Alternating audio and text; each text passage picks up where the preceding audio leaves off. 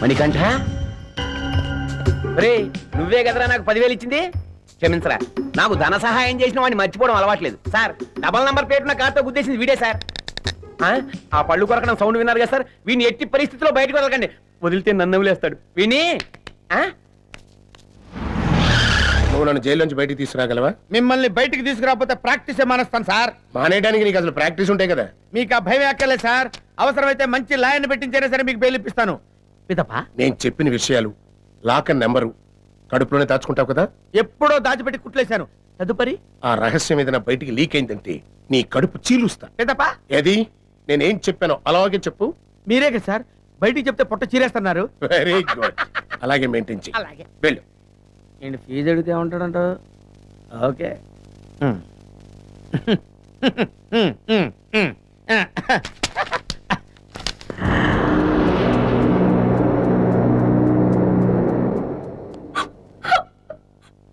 Excuse me.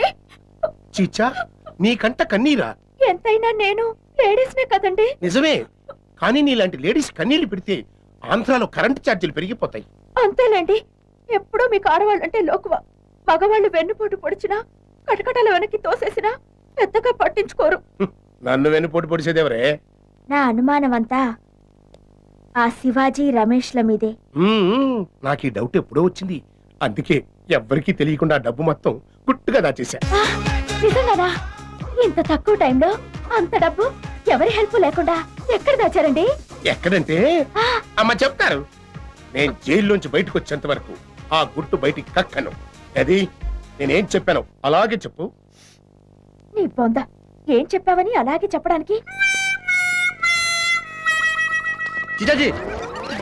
ఆగు baby, ఆగు baby. ఏంటి ఎక్కడికి వెళ్ళినా పెంపుడు కుక్కల్లాగా మీరిద్దరు నా వెంట పడుతున్నారు? మా పొజిషన్ అది. అది సర్లే గాని ఏయ్, జైలుకి వెళ్ళి పెద్ద కోటేశ్వరం కలిసేవా? ఎలా ఉన్నాడు? జైల్లో ఉన్నవాడు ఇంకెలా ఉంటాడేమిటి? చీచా, ఏయ్. మమ్మల్ని అడిగినట్టు చెప్పమన్నాడా? అడిగినట్టు కాదు, కలవరిస్తున్నాడు. మీరిద్దరూ కలిసి తనని వెన్నుపోటు పొడిచారంటున్నాడు. ఇదేంటి ఈ కప్పగడ నన్ను వదిలేసి పారిపోతున్నాడు? ఒరేయ్, నువ్వెందుకు పోయా పరిగెత్తుకుంటూ వచ్చావు? నువ్వెందుకు పరిగెత్తావో నేను అందుకే పరిగెత్తాను. నన్ను ఇరికించిన ఒక్కడే పారిపోదాం అనుకున్నావా? కొట్టేనంటే కొత్తం పగిలిపోతుంది. అది కాదు భయ్యా, అడుగడుగో ఆ పొట్టు వకీల్ గారిని చూడు. వాడు వకీలా? బొంబాయిలో బాత్రూమ్లు కడిగే వాళ్ళ ఉన్నాడు. వాడిని చూసి నువ్వెందుకురా భయపడుతున్నావు? వాడి దగ్గర ఫ్యూన్గా పనిచేసినప్పుడు జీతం ఇవ్వలేదని 50,000 మింగేశాను భయ్యా. అప్పటి నుంచి పోలీసులు పట్టించాలని తెగ తిరుగుతున్నాడు. నేను దొరుకుతానండి. ఓహో, నీకు బొంబాయిలో పెద్ద సర్కిలే ఉంది. ఏదో భయ్యా, నా పని నేను చూసుకుంటున్నాను.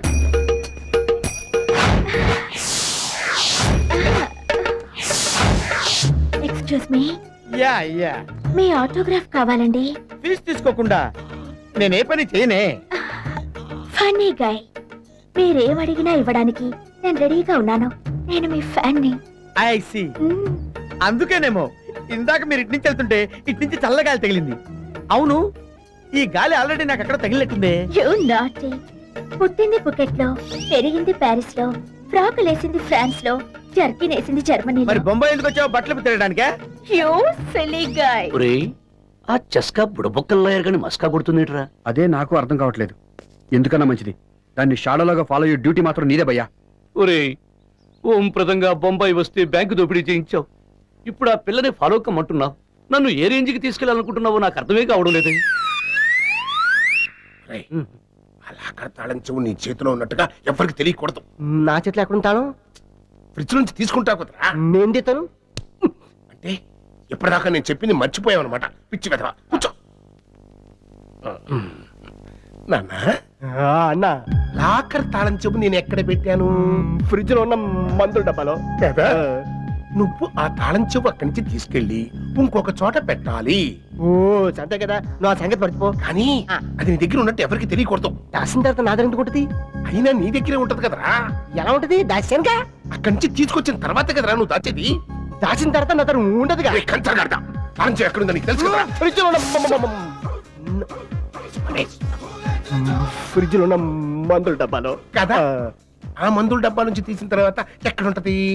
నా చేతిలో ఉంటుంది. తర్వాత దాచేస్తానుగా. అప్పుడు ఎక్కడుందో నాకు తెలియదుగా. అది నీ చేతిలో ఉండబట్టే కదరా నువ్వు దాయగలిగావు. నేను దాయడం వల్లే కదా నా దగ్గర లేకుండా పోయేది. అది దాచేంత వరకు అది నీ చేతిలో ఉన్నట్టు నీకు తెలుసు కదరా. నా చేతిలో ఉంటేగా నా చేతిలో ఉన్నట్టు తెలిసేది. నా దగ్గర లేదుగా, దాచానుగా. రేయ్, ఇప్పుడు ఆ తాళం చెవి ఎక్కడ ఉందిరా? మందుల డబ్బాలో అది ఎక్కడ ఉండదని దొబ్బే. అంటే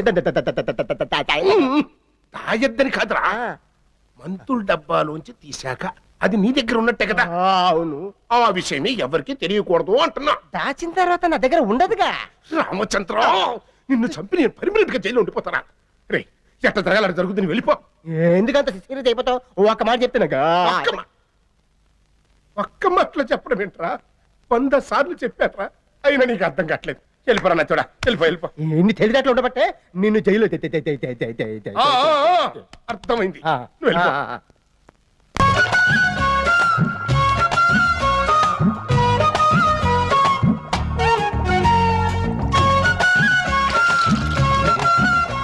దీని కాపలా చేపల్లో పెట్టా, భయపడేస్తే అవసరం లేదు.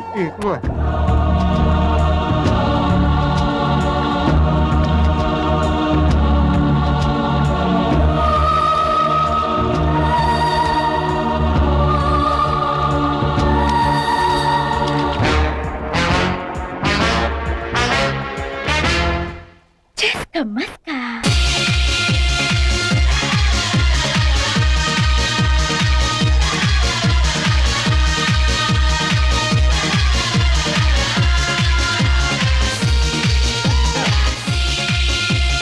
కప్ప ఇలా రాలా. ఒక పక్క డబ్బు పోయేది ఏ గుంటలో ఉండో తెలియక నేను ఏడుస్తుంటే నీకు ఈ చెత్త క్లబ్బుల్లో పిచ్చి పిచ్చి తెలుసు అవసరమా?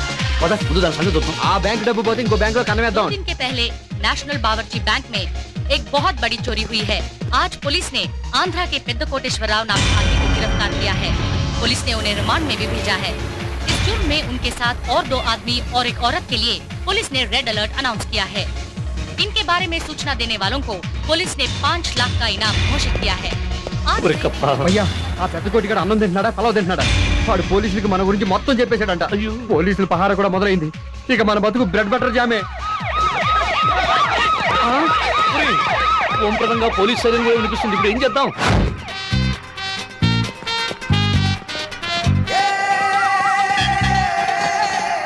ఒరే కప్ప, భయ్యా, ఈ గెటప్పుల్లో మనల్ని ఎవరైనా గుర్తుపడతారంటావా? సమస్య లేదు భయ్యా, నిన్ను నేనే గుర్తుపట్టలేదు. తమరు ఎవరండి బాబు? ఛీ! ఈ ఇంగ్లీష్ ఎవడు కనిపెట్టాడో గానీ దుంపదగ్గ ఒక్క ముక్క అర్థమై చావడం లేదు. ఇంగ్లీష్ తెలిసినోడు ఎవడైనా కనపడితే బాగున్నే. నేను చెప్తున్నాను కదా భయ్యా, ఎవరు గుర్తు? ఎవరో ఎవరది? రమేష్ లా ఉన్నాడే. రే Ramesh, గుర్తుపట్టేశాడు.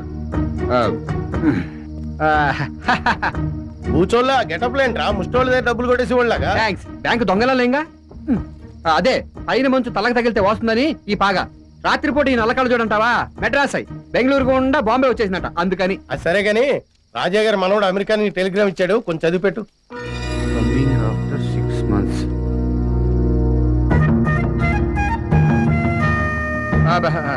Coming on 18th of this month. మీ మనవడు 18వ తారీఖున అమెరికా నుండి వస్తున్నాడంట. అంటే ఎల్లుండి ఆ, మంచి శుభవార్త చెప్పావు బాబు. శివయ్య, అయ్యా ఈ అబ్బాయికి నా అకౌంట్ లో ఒక ప్యాకెట్ చాక్లెట్స్ ఇవ్వు. అలాగే. అన్నట్టు ఎయిర్పోర్ట్ కి కార్యవని పంపించమన్నాడు బాబు. ఎయిర్పోర్ట్ కార్యం పంపించొద్దానండి, డైరెక్ట్ గా వచ్చేస్తాడంట. చాలా సంతోషం బాబు. శివయ్య, బాబు నేను వస్తాను. రే రారా. 6 నెలల తర్వాత వస్తానని వాళ్ళ మనం టెలిగ్రామ్ ఇస్తే రేపే వస్తాడని మార్చి చదివేమిట్రా? నేనేం చేసినా ముందు చూపుతోనే చేస్తాను భయ్యా. ఆ మనవడు రేపే వస్తాడు. ఎలా వస్తాడు? వాడు రాడు, వాడి ప్లేస్ లో నువ్వు వెళ్తావు. నేనా? ఈ తలకాయలు మార్చే ప్లాన్ అయినా వల్ల కాదు. ఈ ప్లాన్ క్యాన్సర్. ఈ ఆలోచనలో వద్దనేది. చూడు భయ్యా, ఇప్పుడు మనం ఉన్న పరిస్థితుల్లో తలకాయలు మార్చకపోతే మనం చేసిన ఘనకార్యానికి మన మెడకాయలు ఎగిరిపోతాయి. ఎలాగైనా రాజుగారి కొంపలో పాగా వేస్తేనే మనం బతికి బయటపడతాం. అర్థం చేసుకో. చచ్చ. ఈ బొంబాయిలో ఓంప్రదంగా ఏమని అడుగు పెట్టాను గాని వేసే ప్రతి అడుగు జైలు వైపే పెడుతోంది. స్వామి, ఇన్నేళ్ల తర్వాత నా మీద దయ కలిగిందయ్యా నీకు. ఇప్పటికీ మా మనవణ్ణి మా దగ్గరికి చేరుస్తున్నావా?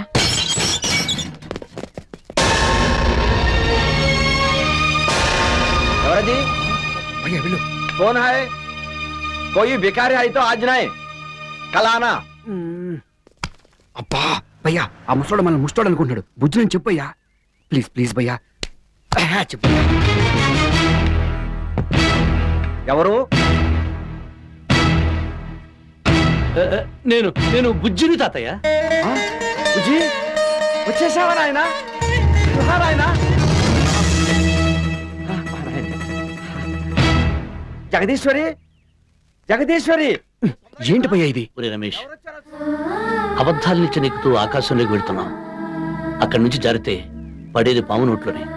ఆ తర్వాత మనల్ని ఎవరూ కాపాడలేరు. ఆ మొక్క ముందే చెప్పాల్సింది. నిండా మునిగాక చల్లండి భయ్యా. ఒరేయ్, ఆ పెద్ద ఆయన చూశాక మోసం చేయడానికి మనసు రావడం లేదురా. పాపం అసలే కళ్ళు లేనివాడు. ఇలా అందరి మీద జాలి చూపిస్తూ పోతే మన గతి గంగావతే. ఎదిగిన బిడ్డను చూసుకోవడానికి కళ్ళు లేకుండా పోయే ఎంత దురదృష్టవంతురాలండి. బాబు బుజ్జి, రా, దగ్గరికి రా. నీకోసం ఉదయం నుండి ఎదురు చూస్తున్నా. రా. ఎంత పెద్దవాడివైపోయావు, చాలా ఎత్తెదిగిపోయావు బాబు. అయినా ఈ ముసలి వాళ్ళని గుర్తు పెట్టుకుని మరీ వచ్చావు. నా బాబే, చాలా సంతోషం. ఇది ఒక్కసారి నానమ్మ అని పిలువు బుజ్జి. ఒక్కసారి పిలువు బాబు. నానమ్మా. ఎవరు? ఎవరది? ఇంతకు ముందు నేను విన్న గొంతు కాదే. బుజ్జి, నీతో ఇంకెవరైనా వచ్చారా? నేనే తాతయ్య. సంతోషంతో గొంగురు బొంగురు, సారీ ఎక్స్క్యూజ్ గొంతు బొంగురు పోయింది. స్థల మార్పిడి జరిగింది కదా. స్థల మార్పు అయితే పర్వాలేదురా, మనిషి మారితేనే ఇబ్బంది. లేదు తాతయ్య, నేను నిజంగా బుజ్జినే. కాకపోతే అప్పటికి ఇప్పటికి కొంచెం హైట్ పెరిగానంతే. ఆహా. అమెరికా నీళ్ళకి బాగా తెల్లబడి ఉంటావుగా. యా యా, మీకు తెలియదు గాని ఇప్పుడు నేనంత తెల్లబోయాను. తెల్లపోయావా?